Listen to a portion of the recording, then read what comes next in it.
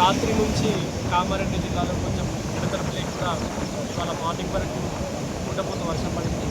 ఈ వర్షానికి సడన్గా కొన్ని ప్లేసెస్లో ఇరిటేట్ అవ్వడము, కొన్ని ఏరియాస్ కట్ అవ్వడం మన కామారెడ్డి జిల్లాలో సుమారు 16 ప్లేసెస్లో ఈ కాజ్వేస్ పై నుంచి, బ్రిడ్జెస్ పై నుంచి వాటర్ వెళ్తుంది. అక్కడ పోలీసు వాళ్ళు తగిన బందోబస్తు ఏర్పాట్లు చేసుకోవడం జరిగింది.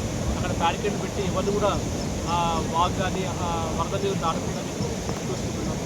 నిన్నటి రాత్రి ఒక ఫ్రెండ్లీ బస్సు మన కామారెడ్డి ఏరియాలో వాటర్లో వరదలో చిక్కుకుపోయింది. దాంట్లో మన ఆఫీసర్స్ స్విఫ్ట్ రెస్పాన్స్ తోటి వాళ్ళందరినీ కూడా రెస్క్యూ చేయడం, సుమారు 45 మందిని కూడా రెస్క్యూ చేయడం జరిగింది.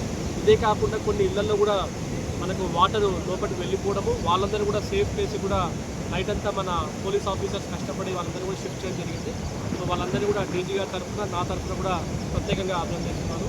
అండ్ ప్రజలకు విజ్ఞప్తి ఏంటంటే, ఇప్పుడు మనం చూస్తున్న పెద్ద చెరువు కూడా చాలా ఎక్కువగా వరద నీళ్ళతోటి పాస్ అవుతూ ఉంది.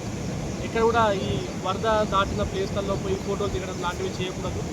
అండ్ రెండవది ఏంటంటే, పిల్లలు స్విమ్మింగ్కి వెళ్తా అని చెప్పేసి ఇప్పుడు లాంగ్ వీకెండ్ కూడా వస్తుంది. సో అటువంటి ప్లేస్లో కూడా వాళ్ళకు అలో చేయకండి, మీరు జాగ్రత్తలు తీసుకోవాల్సిందిగా కోరుతున్నాను. అండ్ కొన్ని చోట్లలో మనకు బ్రిడ్జెస్ ఏవైతే టెంపరీగా రోడ్ కన్స్ట్రక్షన్ ఉన్న బ్రిడ్జెస్ లైక్ లింగంపల్లి పూర్తి దగ్గర కూడా బ్రిడ్జ్ కొంచెం వీక్గా ఉంది. అక్కడ కూడా వెహికల్స్ తోటి మూవ్మెంట్ చేయకుండా ఆల్టర్నేట్ రూట్ తీసుకోవాల్సిందిగా మేము కోరుతున్నాము. పోచారం డ్యామ్ కూడా ఫుల్ అయిపోయింది, అది కూడా ఓవర్ఫ్లో అవుతుంది.